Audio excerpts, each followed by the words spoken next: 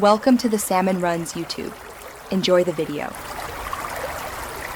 In this video, I will explain how to change your Volvo S60 key battery. First, gather your tools. You'll need a new CR2032 battery and a small flathead screwdriver. Make sure you have a clean, well-lit area to work in. This simple task can be done quickly at home, saving you a trip to the dealership. Let's get started with the first step. Next, let's open the key fob. Find the small release button on the side and press it to slide out the physical key blade.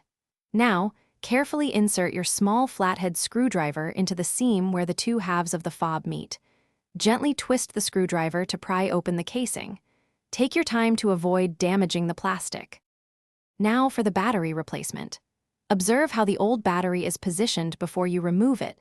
Typically, the positive side faces up.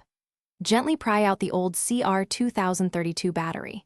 Take your new CR2032 battery and carefully slide it into the slot, ensuring the positive side, marked with a plus sign, is facing upwards. This ensures proper contact. Finally, let's reassemble and test.